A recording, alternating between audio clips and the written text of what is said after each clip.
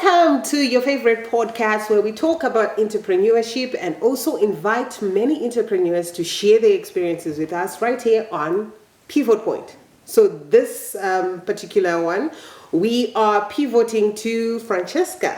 Welcome to Pivot Point. Thank you for having me. I'm excited.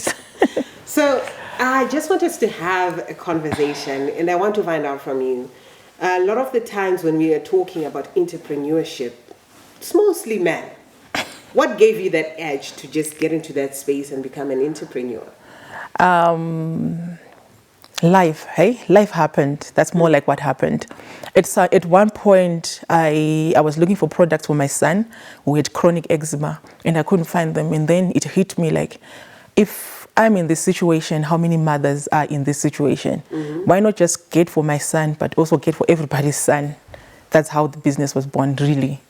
I didn't get into it trying to be an entrepreneur, but I was just trying to be a solution to a problem that I'd identified.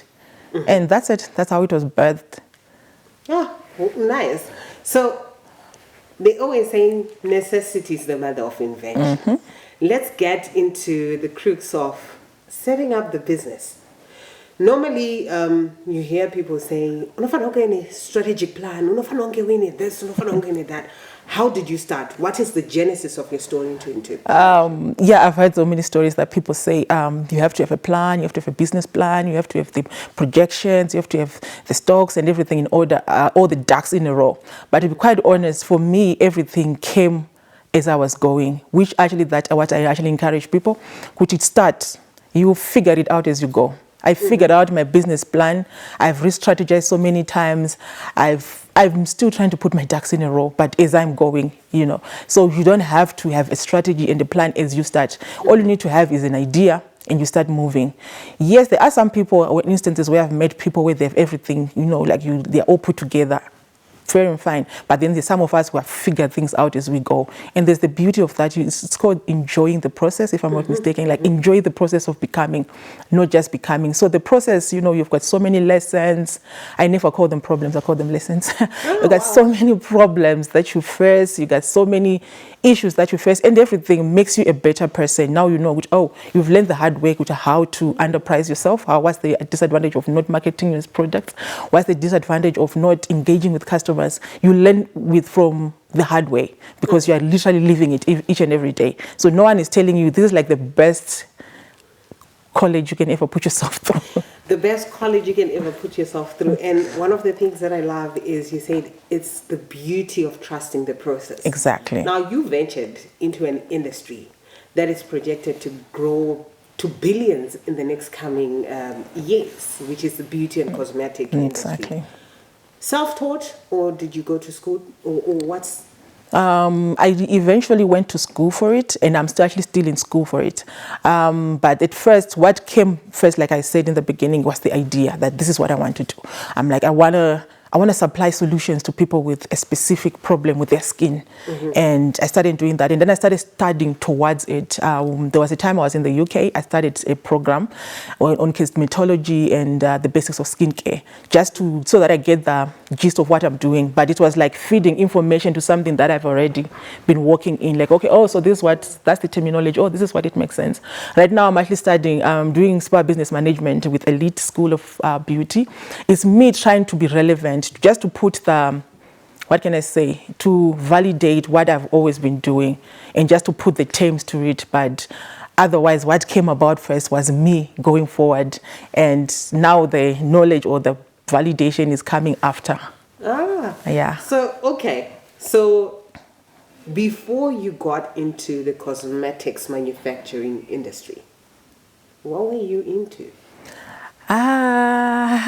I am and I'm a media practitioner. I'm a filmmaker. I'm a journalist by profession. The transition. Exactly. Okay. So for a lot of people, they tend to have questions. I also have a question. How do you transition from being a media practitioner, being in front and behind the cameras, to a field of manufacturing, innovation, science? What was the transition like? I think it's growth. Aren't we supposed to grow? Yes, we are. Because at some point when I chose media and in filmmaking, journalism and filmmaking, I was in my 20s. Eventually I grew, like when I became a mother, that's when I realized, oh, I have a passion for this. It was like a discovered passion, like in my late 20s. And then I actually discovered that I can actually do everything. I don't have to do one thing. There can be so many, I can wear different hats depending on where I am. So in other places you find me behind the scenes, and then in other places you find me in front of the camera actually talking about skincare, because that's what I've discovered. For me it was growth and intentionality. I actually had to be intentional. You know what? At this point in time I'm wearing this hat. I'm a skincare specialist, and that's what I'm going to talk about. And when I'm doing my filmmaking, I'm wearing a different hat. I'm running around, I'm wearing my scrubs, worksuit. It's actually worksuit when I'm there. Scrubs is the other side. Exactly, scrubs is the other side. So now there I'm there. And so it's a matter of being intentional and also embracing your growth. I actually feel like if I look at myself 10 years from now, I will be a whole different person. I might actually discover a new passion. I'm not sure what, but you know, it's exciting. That's the beauty of uncertainty. Life is beautiful that way. And taking on stories of other people, other entrepreneurs at international level, they've always said it's about having a passion and being able to identify. And I'm happy that you've talked about maybe in 10 years, you might discover you have another passion.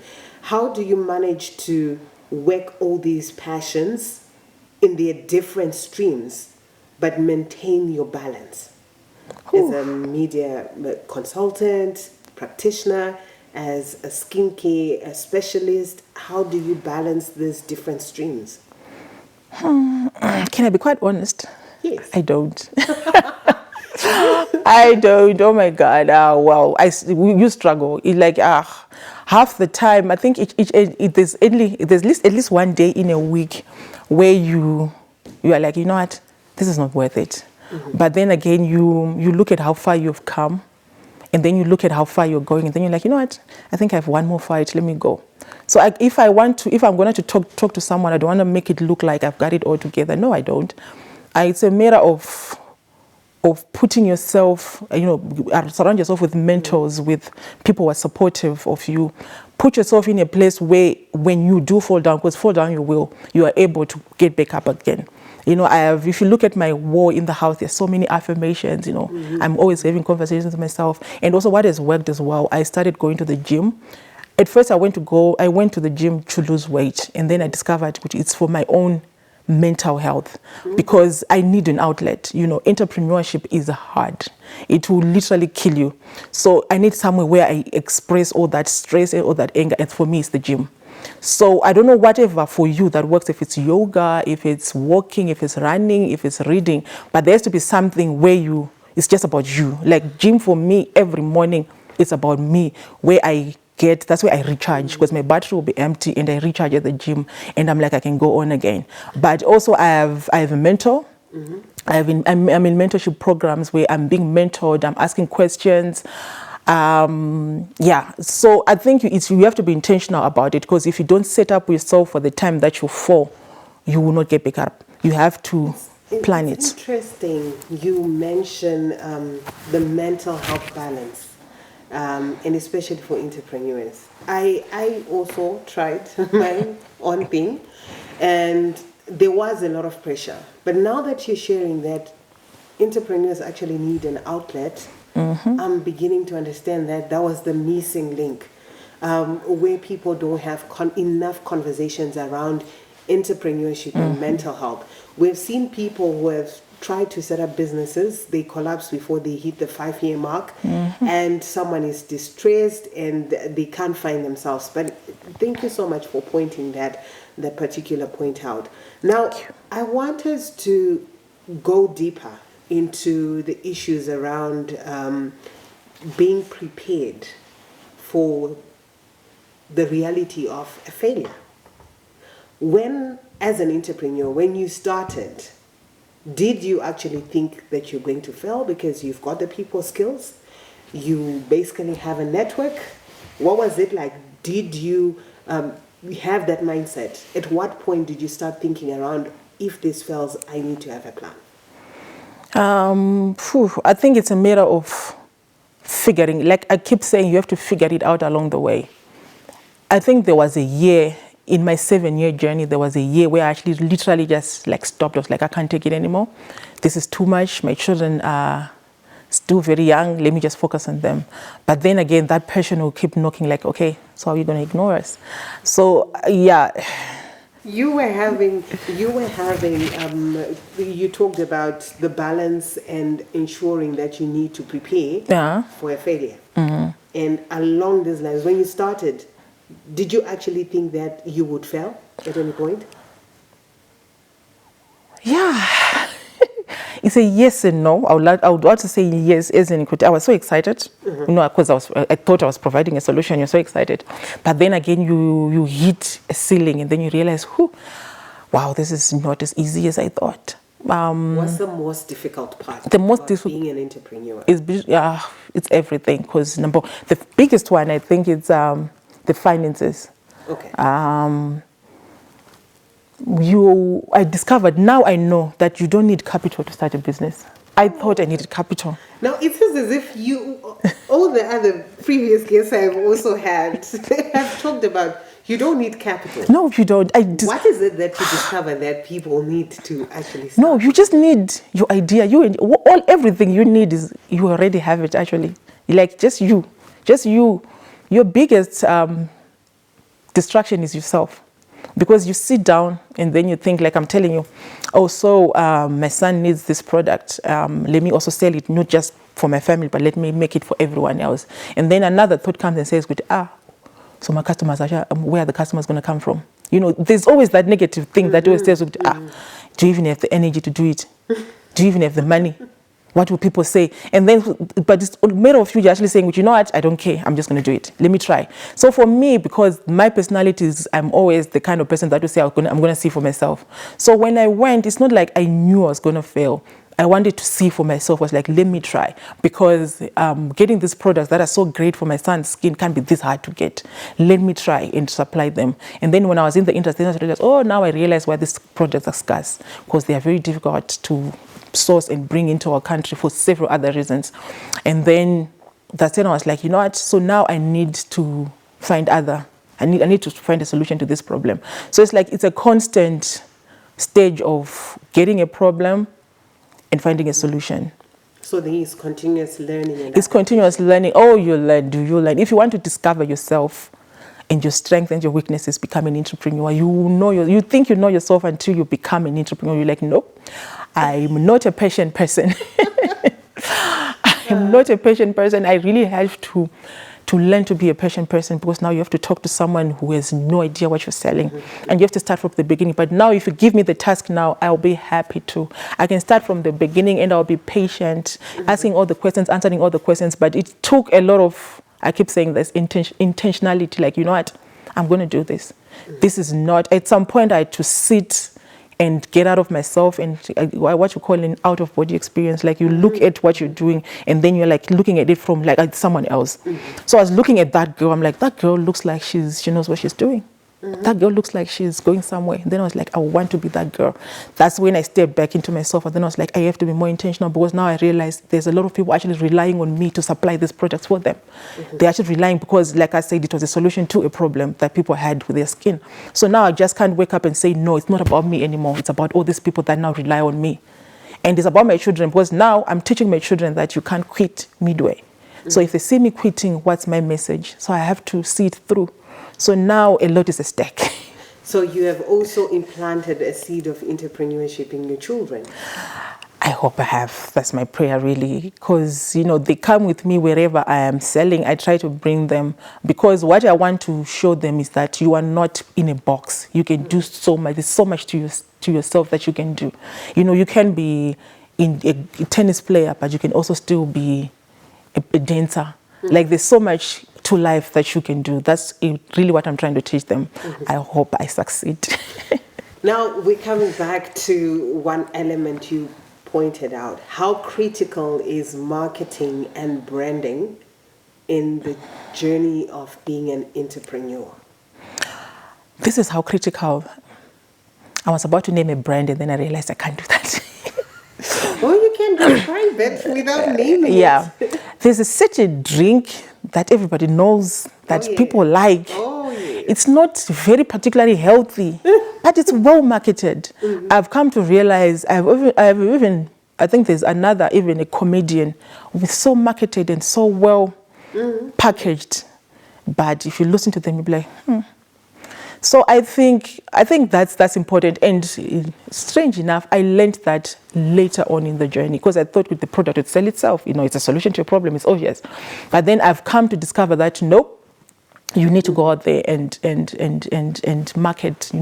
People need to know. And people will see you before they engage with you. They'll see you like 10 times. People will swipe at you. They'll look at you. You actually see people, like, I don't know if the algorithm is correct. Like, you get like 10,000 views and 30 likes. They're like, so people are watching, but they're not liking. And then eventually you realize, oh, okay, we've been seeing you saying this message for the past 10 months. Let's now see what you're talking about. So before you even get people to engage with you, you have to be consistent. You have to be consistent pushing and marketing. But people are watching. People are saying, I want to see what she is about. And also what people want is just not a product. They want consistency as well.